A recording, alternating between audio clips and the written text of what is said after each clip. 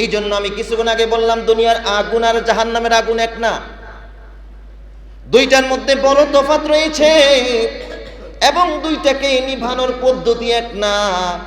দুনিয়ার আগুন নিভানোর কিছু সহজ পদ্ধতি রয়েছে, কিন্তু জাহান্নামের আগুন নিভানোর জন্য দুইটা জিনিসের দরকার। আব্দুল্লাহ ইবনে দিনার রাহমাতুল্লাহি আলাইহি সেখানে গিয়ে তাদেরকে জিজ্ঞাসা করলেন, এই তোমরা কারার কি লেখালেখি করতেছো? তখন ওই ফেরেশতারা জবাব দিতেছে, ওগো আল্লাহর বান্দা, আমরা হচ্ছি আল্লাহর পক্ষ থেকে ফেরেশতা, আমরা এখানে লেখালেখি করতেছি যে আল্লাহ একজন লিখতেছে কারা বদকার আর কারা দিনদার। যারা ঈমানদার তাদের নামগুলো আলাদা করতেছি, আর যারা বেঈমান তাদের নামগুলো আলাদা করতেছি। লা ইলাহা লা ইলাহা লা ইলাহা ইল্লাল্লাহ লা ইলাহা ইল্লাল্লাহ লা ইলাহা। আসমানের মালিক যেই আল্লাহ, জমিনের মালিক সেই আল্লাহ, লা ইলাহা লা ইলাহা ইল্লাল্লাহ লা ইল্লাল্লাহ লা ইলাহা লা ইলাহা ইল্লাল্লাহ মুহাম্মাদুর রাসূলুল্লাহ সাল্লাল্লাহু আলাইহি ওয়াসাল্লাম। আলহামদুলিল্লাহ সুম্মা আলহামদুলিল্লাহ। আল্লাহ সুবহানাহু ওয়া তাআলা দরবারে অসংখ্য অগণিত কালিমাতুশ শুকর আদায় করছি, যে মহান রব্বুল আলামিন আজকের এই পবিত্র দিনে আল্লাহ তাআলার মহান হুকুমকে সামনে রেখে আল্লাহ রব্বুল আলামিন আমাদের সবাইকে অস্থায়ী জিন্দেগির সমস্ত ব্যস্ততা থেকে ফারেক করে, মায়া করে, মোহাব্বত করে, ভালোবেসে আল্লাহ তাআলা আমাদেরকে হায়াতের মধ্যে বরকত দিয়ে সুস্থ রেখে তার পছন্দনীয় জায়গা আল্লাহর ঘর মসজিদে আমাদের সবাইকে সবার আগে আগে আসার এবং বসার মতো আল্লাহ তাআলা সুযোগ করে দিয়েছেন, এবং দু একটি কথা বলার জন্য এবং শোনার জন্য আল্লাহ তাআলা আমাদেরকে বসিয়ে দিয়েছেন। এই জন্য আমরা প্রত্যেকেই অন্তরের অন্তঃস্থল থেকে গলাটা ছেড়ে দিয়ে মোহাব্বতের সুরে চিৎকার করে বলি আলহামদুলিল্লাহ। সম্মানিত হাজিরিন, আজকে আপনাদের খেদমতে আমি একটি কোরআনে পাক থেকে ছোট্ট আয়াতে কারিমা তেলাওয়াত করেছি। এই আয়াতের মধ্যে আল্লাহ রাব্বুল আলামিন আমাদের সবাইকে জানান দিচ্ছেন, আমাদেরকে জানাতে চাচ্ছেন, বোঝাতে চাচ্ছেন নবীর মাধ্যমে প্রত্যেকটা মানুষকে, মুসলিম অমুসলিম, কাফের মুশরিক, মুমিন মুনাফিক, আস্তিক নাস্তিক, সবাইকে আল্লাহ রাব্বুল আলামিন মানুষের যেই নাম, সেই নামে সবাইকে ডাক দিয়ে আল্লাহ তাআলা প্রত্যেকটা মানুষকে সতর্ক করে দিচ্ছেন। আল্লাহ রাব্বুল আলামিন বলেন, ইয়া আইয়ুহান নাস কু আনফুসাকুম ওয়া আহলিকুম নার। দুনিয়ার মধ্যে যত মানুষ তোমরা রয়েছ এবং ভবিষ্যতে আসবে, সবাইকে আমি আল্লাহ তাআলা নির্দেশ করতেছি, সবাইকে আমি আদেশ করতেছি, সবাই এই কথা জেনে রাখো, তোমরা নিজেরা এবং তোমাদের পরিবার পরিজন, অর্থাৎ তোমাদের সন্তান সন্ততি, বাবা মা, স্ত্রী এবং বন্ধুবান্ধব যারাই রয়েছে, সবাইকে সহ তুমি জাহান্নামের আগুন থেকে সবাইকে নিয়ে বেঁচে যাও। ও আনফুসাকুম, তোমরা নিজেদেরকে বাঁচাও, ওয়া আহলিকুম, এবং তোমাদের পরিবার পরিজন যারা রয়েছে এদেরকেও তোমরা বাঁচাও। কিসের থেকে? জাহান্নামের যন্ত্রণাদায়ক শাস্তি থেকে, জাহান্নামের আগুন থেকে যেই ভয়াবহ আগুন আল্লাহ রাব্বুল আলামিন জাহান্নামের মধ্যে হাজার হাজার বৎসর ধরে জ্বালিয়ে রেখেছেন, এই ভয়াবহ আগুন থেকে নিজেরাও বাঁচো এবং পরিবার পরিজন সবাইকে তোমরা বাঁচাও। আগুন আমরা সবাই দেখেছি, কিন্তু জাহান্নামের আগুন আমরা কেউ দেখি নাই।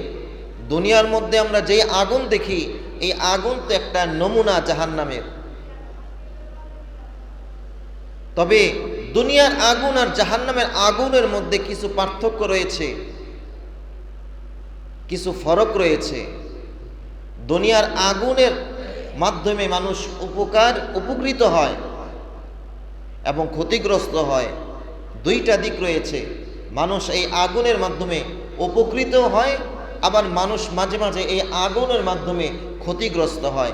কিন্তু জাহান্নামের আগুন আল্লাহ তাআলা যেটাকে হাজার হাজার বছর ধরে প্রজ্বলিত করে রেখেছেন, সেই আগুন দিয়ে মানুষ কোনোদিন উপকৃত হতে পারবে না, বরং সেই আগুন দিয়ে মানুষ ক্ষতিগ্রস্তই হবে।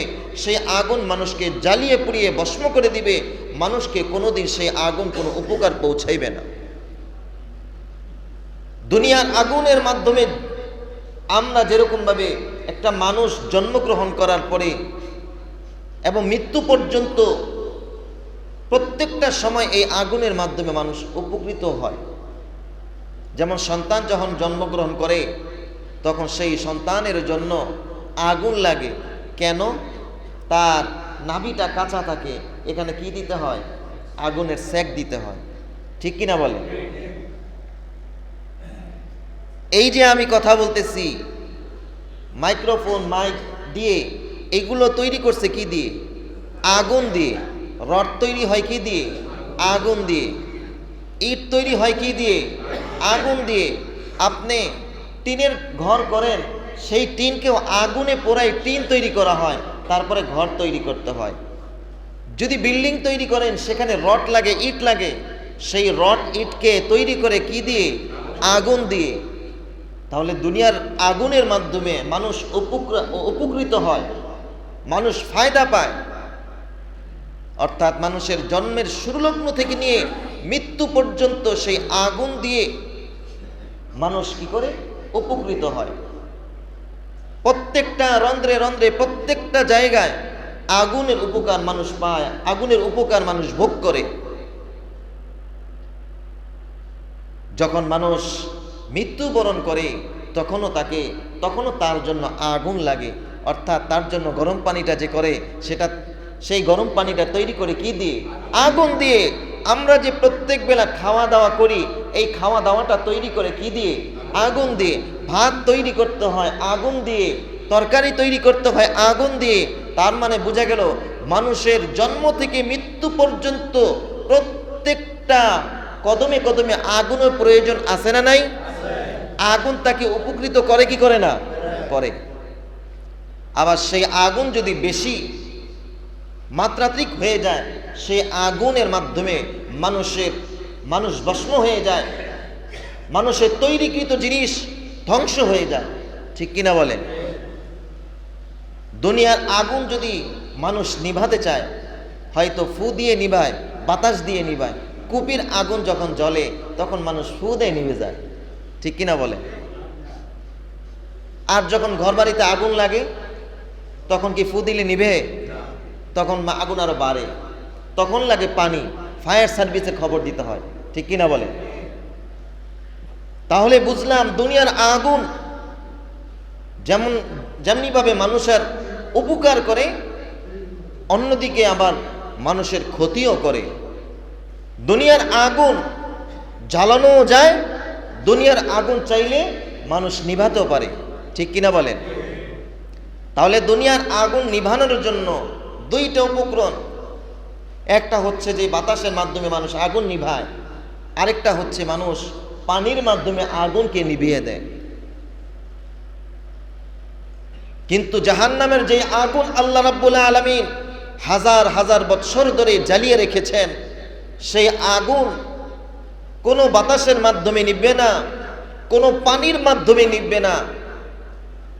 যত চেষ্টাই করেন না কেন, যত পানি ঢালেন না কেন, টনে টনে পানি ঢালেন, বাতাসের উপরে বাতাস ঢালেন, বাতাস সেখানে দেন, সেই আগুন এই বাতাস আর পানি দিয়ে নিভবে না।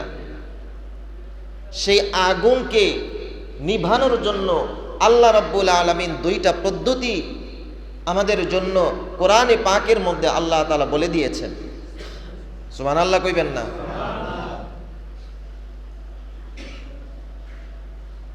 দুনিয়ার আগুন নিভানোর জন্য অনেক ধরনের পদ্ধতি রয়েছে।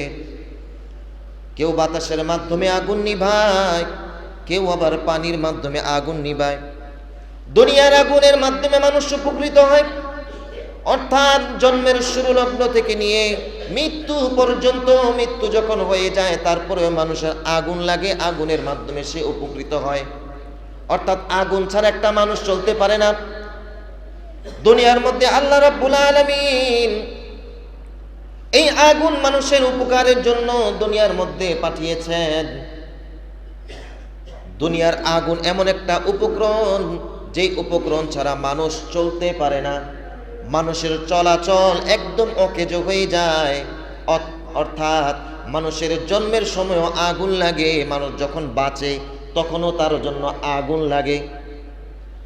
চাই সে মুসলমান হোক অথবা অমুসলিম হোক, চাই সে কাফের হোক অথবা মুশরিক হোক, চাই সে আস্তিক হোক অথবা নাস্তিক হোক, প্রত্যেকটা মানুষের প্রত্যেকটা কদমে কদমে আগুনের দরকার আছে। আগুন দিয়ে আল্লাহ রাব্বুল আলামিন মানুষের উপকার করে, এটা হলো দুনিয়ার আগুন। এই আগুন যখন নিবানোর প্রয়োজন হয় তখন দুইটা উপকরণ, আরো বিভিন্ন উপকরণ দুনিয়ার মধ্যে আল্লাহ রাব্বুল আলামিন বান্দাদেরকে বলে দিয়েছেন। কিন্তু জাহান্নামের একটা আগুন, যেই আগুন মানুষের জন্য জ্বলে, ওই আগুন জ্বলে মানুষের গুনাহের কারণে। ওই আগুন বেশি ঘন হয়, ওই আগুন বেশি ভয়াবহ হয়। কেন ওই আগুন ভয়াবহ হয়? এক একজনের জন্য এক এক ধরনের আগুন জাহান্নামের মধ্যে আল্লাহ রাব্বুল আলামিন ভয়াবহতা সৃষ্টি করে দিবেন। যার গুনাহ যত বেশি, ওই আগুনের ভয়াবহতাও তত বেশি হবে। দুনিয়ার মধ্যে আগুন বাড়ে কিভাবে? একটা আগুনের মধ্যে যদি আগুন জ্বালানোর উপকরণ দেওয়া হয়, পেট্রোল দেওয়া হয়, কেরোসিন তেল দেওয়া হয়, অথবা যদি খড়কুটা দেওয়া হয়, তাহলে সেই আগুন বিস্তার লাভ করে, আগুনের ভয়াবহতা বাড়তে থাকে। কিন্তু জাহান্নামের আগুনের মধ্যে কোনো লাকড়ি ঢাললে সেই আগুন তার ভয়াবহতা বাড়াবে না। সেই আগুনের মধ্যে তেল ডালেন, মোবিল ডালেন, পেট্রোল ডালেন, কোন কিছু দিয়ে এই আগুনের ভয়াবহতা বাড়বে না, আগুনের ঘনত্ব বাড়বে না। ওই আগুনের ভয়াবহতা বাড়ে দুনিয়া থেকে বান্দা যখন গুনাহ করে, ওই গুনার কারণে জাহান্নামের আগুনের ভয়াবহতা বাড়ে, জাহান্নামের সেই আগুনের ঘনত্ব বেড়ে যায়। দুনিয়ার আগুনের ভয়াবহতা যত বাড়বে তাকে নিভানোর কিছু কৌশল আছে। পানির মাধ্যমে সেই আগুন নিভে যায়। কিন্তু জাহান্নামের আগুন এত ভয়াবহ আগুন, সেই আগুন কোনো বাতাসের মাধ্যমে নিবে না, পানির মাধ্যমে নিবে না। সেই আগুন নিভানোর জন্য আল্লাহ রাব্বুল আলামিন বান্দাকে বলে দিলেন। আল্লাহ রাব্বুল আলামিন বলতেছেন এই আগুনটা দুনিয়ার আগুন থেকে হাজারো গুণ বেশি ভয়াবহ। আল্লাহ রাব্বুল আলামিন বলেন, কুলনা ইয়া নারু কুনি কুলনা রু জাহান্নামা আশাদ্দু হাররা। আল্লাহ রাব্বুল আলামিন বলেন, কুলনা রু জাহান্নামা আশাদ্দু হাররা। জাহান্নামের আগুন দুনিয়ার আগুন থেকে হাজার হাজার গুণ বেশি ভয়াবহ হয়। অনেক বেশি মানুষকে জ্বালিয়ে ফেলে, মানুষ পড়ার সাথে সাথেই কয়লা হয়ে যাবে।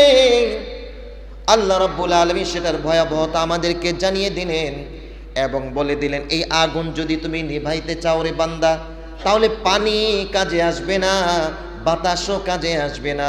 আল্লাহ রাব্বুল আলামিন পরক্ষণে বলে দিলেন, ফালিয়াদহাকু কলিলাও ওয়ালিয়াবকু কাসীরা। ফালিয়াদহাকু কলিলাও ওয়ালিয়াবকু কাসীরা। আল্লাহ রাব্বুল আলামিন বলতেছেন, ও বান্দা, ওই জাহান্নামের আগুন যদি নিভাতে চাও তাহলে নীরবে নিশীথে বসে বসে জাহান্নামের ভয়ে, কবরের ভয়ে, হাসরের ময়দানের ভয়াবহতার কথা ভেবে চোখের যদি এক ফোঁটা পানি ফেলতে পারো, তাহলে ওই এক ফোঁটা পানির বিনিময় 1000 বছরের প্রজ্বলিত জাহান্নামের আগুন আমি আল্লাহ তোমার জন্য নিভিয়ে দেব। সুবহানাল্লাহ। এই চোখের পানি আসানোর জন্য আল্লাহ রাব্বুল আলামিন বলতেছেন, বান্দা, এই জন্য তুমি তোমার চলনটাকে, বলনটাকে একটু পরিবর্তন করো। দুনিয়ার এই সুখ শান্তি দেখে তুমি তো অনেক আনন্দিত, অনেক খুশি হয়ে যাও, এই জন্য আখিরাতের কথা তুমি ভুলে যাও। কবরের মধ্যে যখন তোমাকে নামাবে, তোমার সাথে কি আচরণ হবে তুমি তো সেটা কল্পনা জল্পনা করো না। সেটা যখন তোমার সামনে আলোচনা করা হয়, তোমার মন মস্তিষ্ক অন্যদিকে চলে যায়, সেই আলোচনাটা তুমি শোনো না। সেই আলোচনাটাকে তুমি যদি মন দিয়ে শোনো, তাহলে তোমার মধ্যে একটা মেজাজ তৈরি হবে, কান্নার একটা ভাব তৈরি হবে, কান্না কান্না একটা ভাব আসবে। আর তুমি যদি দুনিয়ার মোহে পড়ে দুনিয়ার ভালোবাসায় নিমজ্জিত হয়ে যাও, তাহলে দুনিয়া তোমাকে আনন্দ দিবে সাময়িক, দুনিয়া তোমাকে খুশি দিবে সাময়িক, দুনিয়া তোমাকে কিছুদিনের জন্য, কিছু সময়ের জন্য তোমাকে হাসাবে। আল্লাহ রাব্বুল আলামিন বলতেছেন, দুনিয়ার এই হাসি তামাশা কম করো রে বান্দা।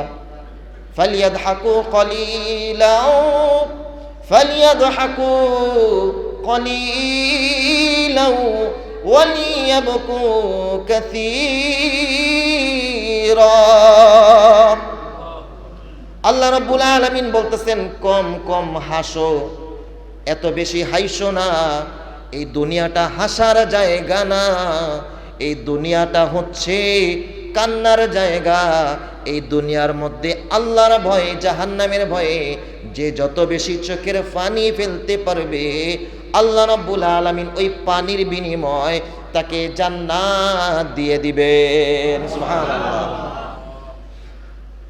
আমাদের চলন বলন, কথাবার্তা, উঠা বসা, আমাদের মনোভাব প্রকাশের যে একটা ভাব আমাদের মধ্যে চলে আসে, তা আমাদের দেখলে মনেই হয় না, এমন একটা ভাব চলে আসে, মনে হয় যে আমরা দুনিয়ার মধ্যে অনেক দিন বাঁচব, আর বহুকাল বাঁচব।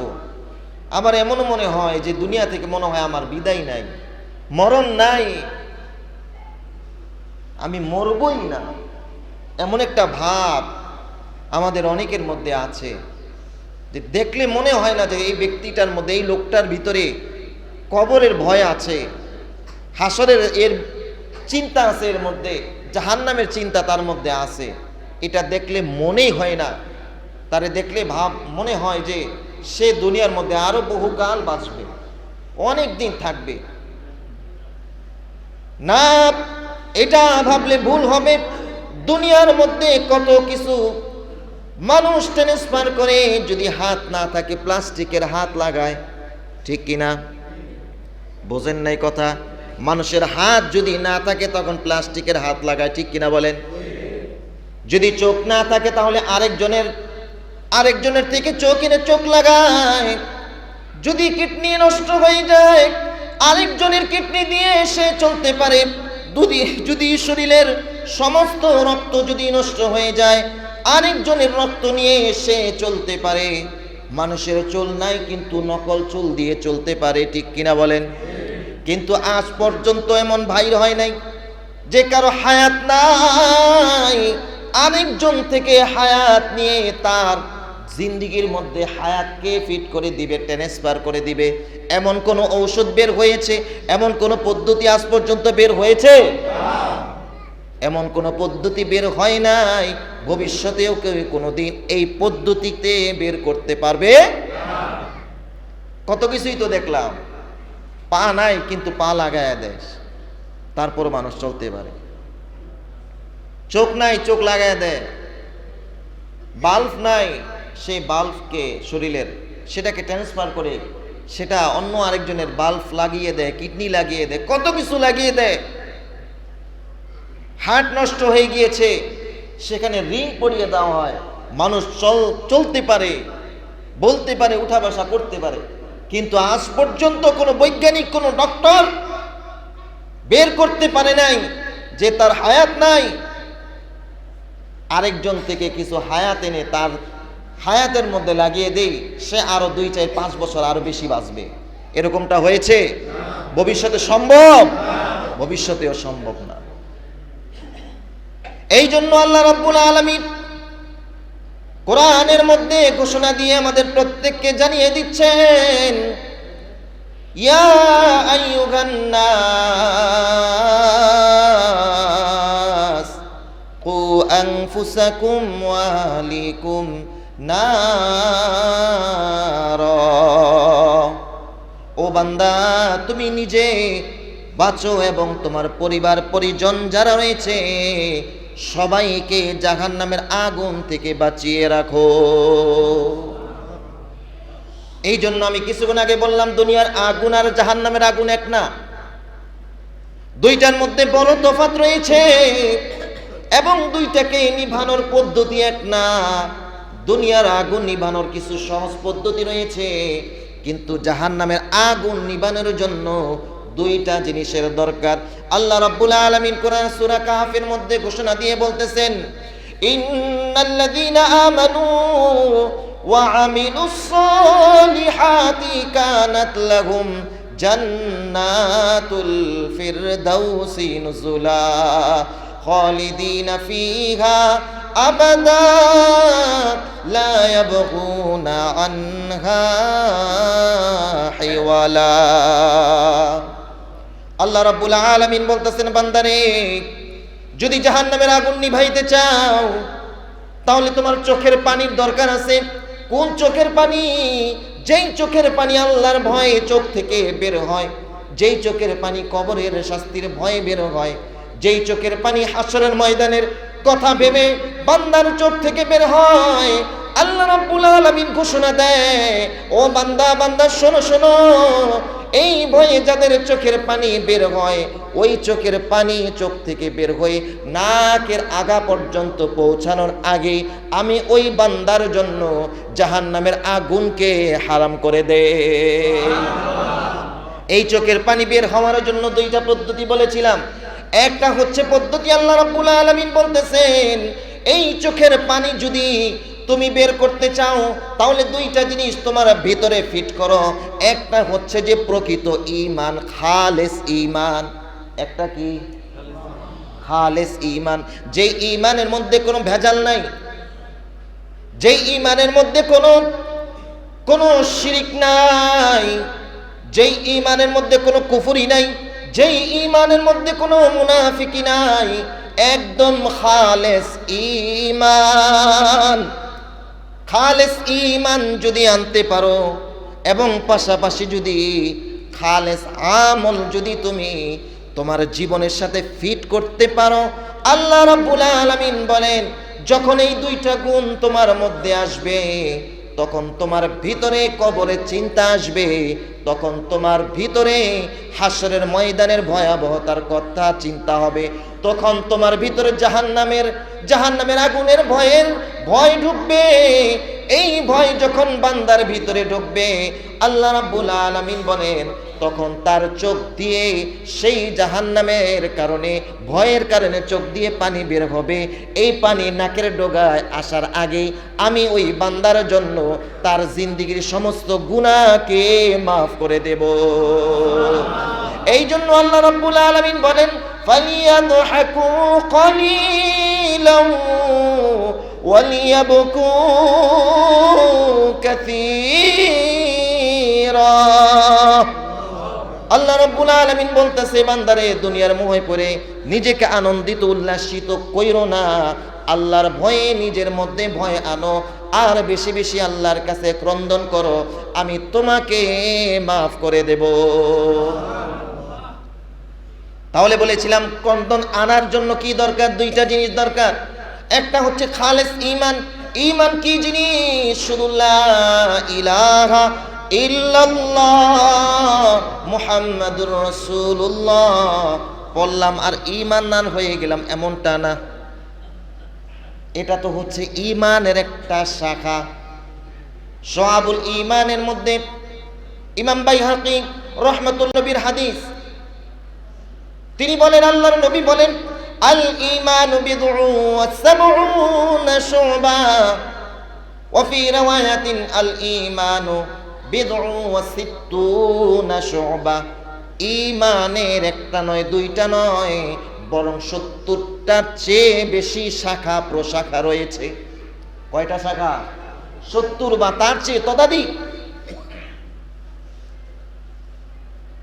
তার মধ্যে ফাফজালুহা কাউলু লা ইলাহা ইল্লাল্লাহ, লা ইলাহা ইল্লাল্লাহ মুহাম্মাদুর রাসূলুল্লাহ।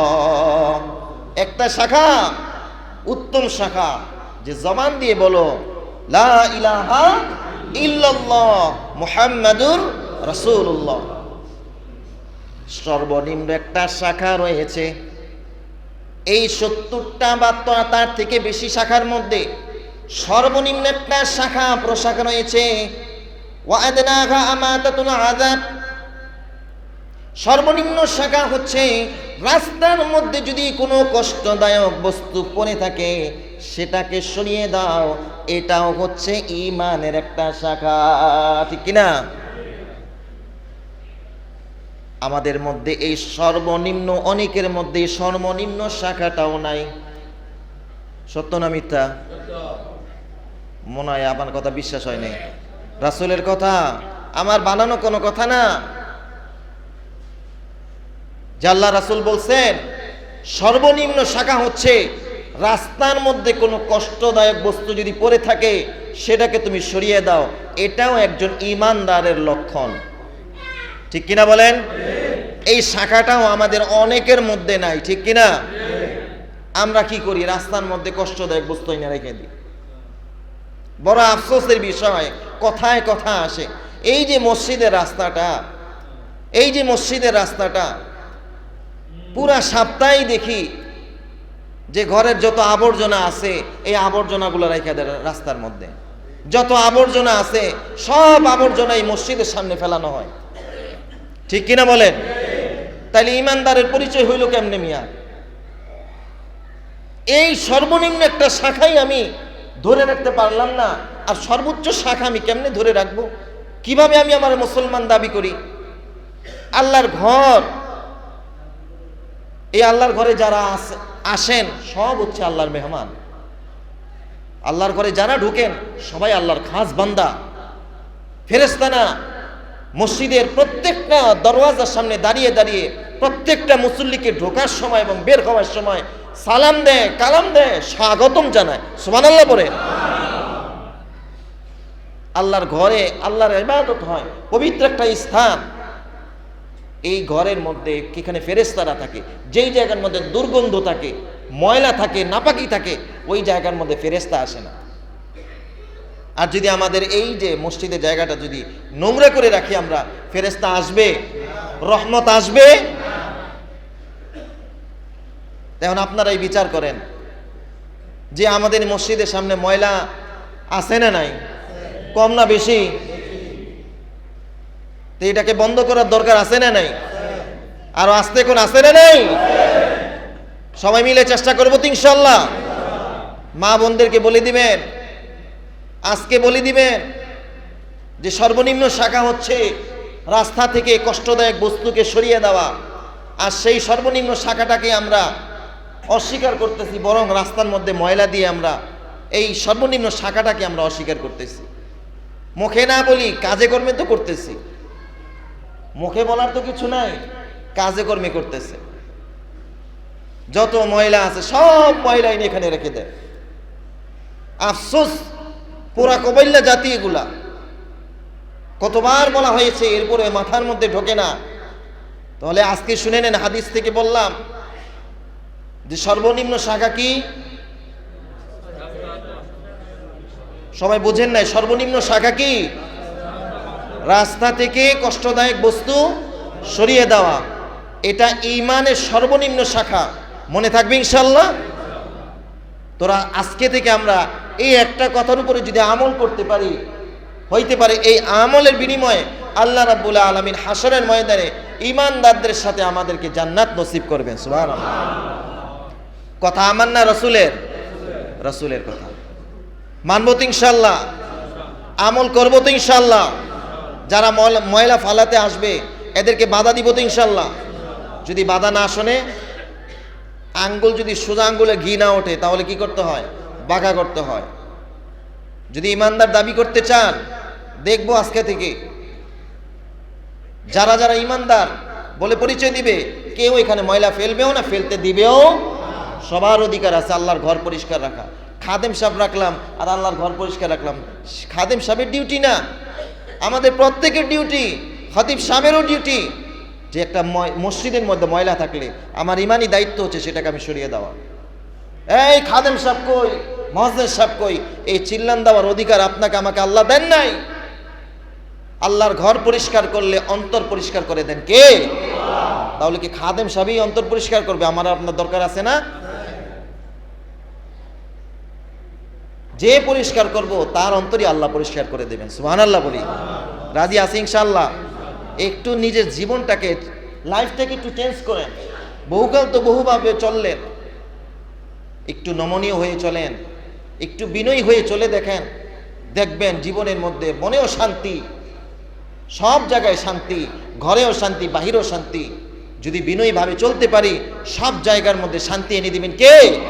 রাজি আছে ইনশাআল্লাহ। আল্লাহর জন্য ছোট হলে আল্লাহ ওই বান্দাকে সবার কাছে সব থেকে উপরে মর্যাদা দান করেন। সুবহানাল্লাহ। তার মানে বোঝা গেল ঈমানের সর্বনিম্ন শাখা হচ্ছে রাস্তা থেকে কষ্টদায়ক বস্তুকে সরিয়ে দেওয়া, রাস্তাকে ময়লা করা না। মসজিদের রাস্তা হোক, অথবা জনগণের চলাচলের রাস্তা হোক, অথবা নিজের বাড়ির রাস্তা হোক, সেই জায়গা থেকে যদি কষ্টদায়ক বস্তুকে সরিয়ে দেই, তাহলে ঈমানদার বলে যিনি ঘোষণা দিবেন তিনি কে? আমরা ছোটবেলায় পড়েছি, ছোটবেলায় মুক্তবের মধ্যে পড়েছি, আমানতু বিল্লাহ ওয়া মালাইকাতিহি ওয়া কুতুবিহি ওয়া রুসুলিহি ওয়াল ইয়াউমিল আখির। ঈমানি মুফাসসাল, ঈমানি মুজমালের মধ্যে আমরা পড়েছি কালিমা অনেকেই জানে না, শুধু কালিমা একটাই জানে, লা ইলাহা ইল্লাল্লাহ মুহাম্মাদুর রাসূলুল্লাহ। কপাল পরা মুসলমান এখানে অনেক রয়েছে যারা 4টা 5টা কালিমা এখন পর্যন্ত মুখস্থ জানে না, ঠিক কি না?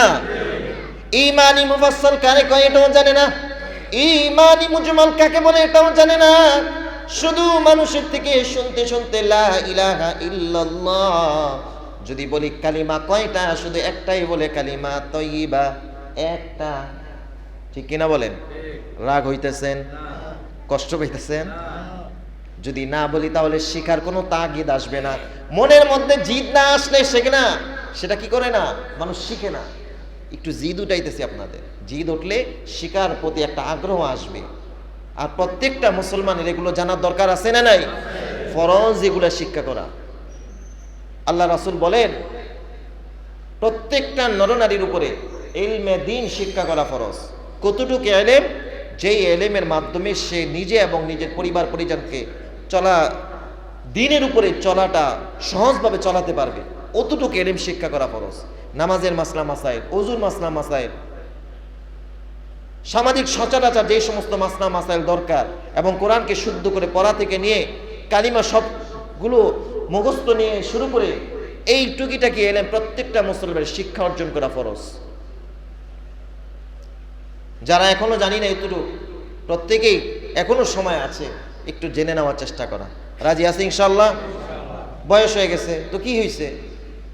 বয়স হয়ে গেছে তো কি হয়েছে? হায়াত তো এখনো আল্লাহ তাআলা নেন নাই। যখন নিবেন, যদি শিখা অবস্থায় নেয়, আল্লাহ রাব্বুল আলামিন তাকে হাসরের ময়দানে তলিবুল ইলম হিসেবে তলেবে এলেমদের সাথে, কোরআনওয়ালাদের সাথে এদেরকে হাসর নাসর করা দিবেন। সুবহানাল্লাহ। এই জন্য শিখলে লস নাই, শুধু লাভ আছে, লাভ আছে। শিখবো তো ইনশাআল্লাহ। তাহলে ঈমানের শাখা প্রশাখার মধ্যে আমরা ছোটবেলায় পড়েছি আমানতু বিল্লাহ, আল্লাহর উপরে ঈমান আনা, ওয়া মালাইকাতিহি, আল্লাহর ফেরেশতাদের উপরে ঈমান আনা। প্রত্যেকটা মানুষের সাথে ফেরেশতা রয়েছে। এক ফেরেশতা মানুষের ভালো আমলগুলো লিপিবদ্ধ করে, আরেক ফেরেশতা বান্দার খারাপ আমলগুলো, বদ আমলগুলো লিপিবদ্ধ করে, এগুলা রেকর্ড করে। শুধু তাই নয়, আল্লাহ এত এত ফেরেশতা তৈরি করেছেন, এই ফেরেশতাকে কেউ কোনোদিন গণনা করতে পারে নাই, পারবেও না। আল্লাহ রাসূল সাল্লাল্লাহু আলাইহি ওয়াসাল্লাম মিরাজ থেকে যখন দুনিয়াতে আসেন, সেখানে একটা মসজিদ আছে বাইতুল মামুর, যেই মসজিদটা সপ্তম আসমানের একদম উপরে, বাইতুল্লাহর একদম বরাবর। বাইতুল্লাহ দুনিয়ার যেই মেডেলের মধ্যে আছে ওইটার বরাবর আল্লাহ রাব্বুল আলামিন ফেরেশতাদের জন্য একটা মসজিদ তৈরি করে দিয়েছেন। আল্লাহর নবী সাল্লাল্লাহু আলাইহি ওয়াসাল্লাম বললেন, ওই বাইতুল মামুরের মধ্যে 24 ঘন্টা ফেরেশতারা ইবাদত বন্দিগি করে। যেই ফেরেশতা একবার সেখানে ঢুকে ইবাদত করে বের হয়, এত এত ফেরেশতা আল্লাহ তাআলা তৈরি করেছেন, একবার বের হওয়ার পরে কিয়ামত পর্যন্ত ওই ফেরেশতা সেখানে ঢোকার সিরিয়াল পাবে না। সুবহানাল্লাহ। কত হাজার হাজার লক্ষ লক্ষ কোটি কোটি মিলিয়ন মিলিয়ন আল্লাহ তাআলা ফেরেশতা তৈরি করে রেখেছেন। এই ফেরেশতাদের উপরে ঈমান আনা, এই ফেরেশতাদের উপর ঈমান আনা। মানুষ যখন ভালো হয়ে যায়, মানুষ যখন আল্লাহর পেয়ারা হয়ে যায়, এই নিষ্পাপ, এই মাসুম ফেরেশতারা মানুষের কাছে আসে সাক্ষাৎ করার জন্য। কেন সাক্ষাৎ করার জন্য আসে? কারণ আল্লাহ রাব্বুল আলামিন ফেরেশতাদেরকে ওই ক্ষমতা দেয়, তখন মানুষের কাছে সরাসরি মানুষ হিসেবে, মানুষের আকৃতি ধরে মানুষের কাছে ফেরেশতারা আগমন করে। যেমন ইব্রাহিম আলাইহিস সালামের কাছে ফেরেশতারা আগমন করেছিলেন, লূত আলাইহিস সালামের কাছে মানুষ রূপে ফেরেশতারা আগমন করেছিলেন। লূত আলাইহিস সালাম তাদের থেকে ভয় পেয়ে গিয়েছিলেন, তার কওমের লোকেরা তাদের উপর আক্রমণ করবে।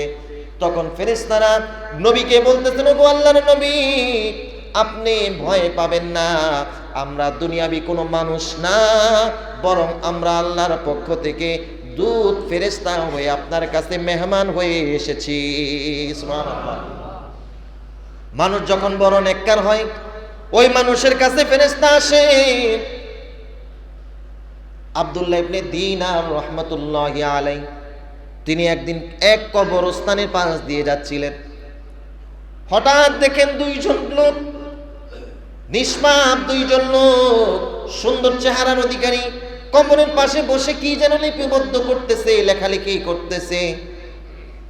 আব্দুল্লাহ ইবনে দিনার রাহমাতুল্লাহি আলাইহি সেখানে গিয়ে তাদেরকে জিজ্ঞাসা করলেন, এই তোমরা কারা আর কি লেখালেখি করতেছো? তখন ওই ফেরেশতারা জবাব দিতেছে, ওগো আল্লাহর বান্দা, আমরা হচ্ছি আল্লাহর পক্ষ থেকে ফেরেশতা, আমরা এখানে লেখালেখি করতেছি যে আল্লাহ একজন লিখতেছে কারা বদকার আর কারা দিনদার। যারা ঈমানদার তাদের নামগুলো আলাদা করতেছি, আর যারা বেঈমান তাদের নামগুলো আলাদা করতেছি। আব্দুল্লাহ ইবনে দিনার রাহমাতুল্লাহি আলাইহি অনেক বড় বুজুর্গ একজন ব্যক্তি ছিলেন, বহু বুজুর্গ একজন ব্যক্তি ছিলেন। যদি তার ঘটনা বলি তাহলে এই সময়ের মধ্যে বলে শেষ করা যাবে না। আব্দুল্লাহ ইবনে দিনার রাহমাতুল্লাহি আলাইহি বলতেছেন ফেরেশতাদেরকে, ও ফেরেশতার দল, দেখো আমার নামটা ঈমানদারের খাতায় আছে কিনা, দেখো না, একটু দেখো, চেক করে আমার নামখানা ঈমানদার খাতায় আছে কিনা। ফেরেশতারা বলতেছে, ওগো আল্লাহর বান্দা, আব্দুল্লাহ ইবনে দিনার নামে নেককারদের লিস্টির খাতায় কারো নাম নাই। এই কথা শোনার সাথে সাথে আল্লাহর ওলি সাথে সাথে জমিনের মধ্যে ফিট হয়ে গেছেন, অজ্ঞান হয়ে গেছে, সাথে সাথে অজ্ঞান হয়ে গেছে। অজ্ঞান হয়ে যাওয়ার পরে কিছুক্ষণ পরে তার জ্ঞান ফিরে আসার পরে ফেরেশতাদেরকে বলতেছে, ও ফেরেশতার দল, দেখো না একটু আমার নামটা যেহেতু ইমানদারদের খাতায় নাই, কিন্তু আমি ইমানদারদেরকে ভালোবাসি, ওই ভালোবাসার খাতিরে তাদের খাদেম হিসেবে আমার নামটা তাদের খাতায় তুমি উঠিয়ে দাও। দরখাস্ত করতেছে, সাথে সাথে ফেরেশতা অদৃশ্য হয়ে গেছে, আল্লাহর কাছে চলে গেছে, গিয়ে বলতেছে, আল্লাহ যদি এই পরিস্থিতি সবসময় থাকে তাহলে তো মানুষ আমাদেরকে পাগল বানায় ফেলবে। সব মানুষ ধরে ধরে বলবে, আল্লাহ এই ফেরেশতারা আমার নামটা নেককারদের তালিকায় তুলে দে, আমার নামটা নেককারদের তালিকায় তুলে দে, আমরা অদৃশ্য আছি, খুব ভালো আছি। এই দিক দিয়ে আব্দুল্লাহ ইবনে দিনার রাহমাতুল্লাহি আলাইহি ফেরেশতারা অদৃশ্য হয়ে যাওয়ার পরে চিন্তায় পড়ে গেলেন, সাথে সাথে মসজিদে চলে গেলেন, গিয়ে ওযু করলেন, ওযু করে সালাতুত তাওবা আদায় করলেন। একদিন, 2 দিন, 3 দিন খাওয়া নাই, দাওয়া নাই, আল্লাহর কাছে রোনাজারি করতেছে, কান্না করতেছে, 24 ঘন্টা রোনাজারি করতেছে। রোনাজারি করতে করতে একদিন সে শরীরটা কাহিল হয়ে গিয়েছে, ক্লান্ত হয়ে গিয়েছে, ঘুমিয়ে গিয়েছে। আল্লাহ রাব্বুল আলামিন স্বপ্নের মধ্যে ফেরেশতাদেরকে তার কাছে পাঠিয়ে দিয়েছেন। ফেরেশতা এসে বলতেছেন, ও আব্দুল্লাহ ইবনে দিনার, শোনো শোনো, আমাদের কাছে যেই খাতাটা ছিল এটা একটা নকল খাতা ছিল, অর্থাৎ এই খাতার মধ্যে আমরা লিস্ট করার জন্য আসছি, কিন্তু আসল খাতা তো আল্লাহর কাছে। আল্লাহ রাব্বুল আলামিন ওই আসল খাতার মধ্যে তোমার নামটা সেখানেই লিপিবদ্ধ করে দিয়েছেন, যার কারণে নকল খাতার মধ্যে তোমার নামটা নাই। তুমি কোনো পেরেশান হইও না, আল্লাহ রাব্বুল আলামিন তোমার নামটা নেককারদের খাতার মধ্যে তিনি স্বয়ং উঠিয়ে দিয়েছেন। তারাও ছিল মানুষ, আমরাও মানুষ। তারা ছিল মানুষ, আমরাও মানুষ। তারা ছিল ইমানদার, আমরাও ইমানদার। ঠিক কিনা বলেন? তাদের ঈমান আর আমাদের ঈমান আকাশ এবং জমিন এতটুকু দূরত্ব, এর চাইতে আরো বেশি দূরত্ব। তারা সাথে কিছু বললে সাথে সাথে কবুল করে নিতেন কে? আল্লাহ। সাথে সাথে আল্লাহ তাআলা কবুল করে নিতেন। এই জন্য সর্বপ্রথম আল্লাহ রাব্বুল আলামিন বললেন যে কান্নার চক্ষু তৈরি করো দুনিয়ার মধ্যে, জাহান্নামের আগুন থেকে বাঁচার জন্য এই কান্না চক্ষু লাগবে। আর সেই কান্না চক্ষু আসার জন্য 2টা জিনিস দরকার, একটা হচ্ছে খালেস ঈমান, আরেকটা হচ্ছে খালেস আমল। এই 2টা জিনিস যেই মানুষের ভিতরে থাকবে, ওই মানুষের ভিতরেই কান্না চক্ষু তৈরি হবে। সে জাহান্নামের ভয়ে, আল্লাহর আযাবের ভয়ে এবং কবরের আযাবের ভয়ে সে সবসময় কান্না করবে।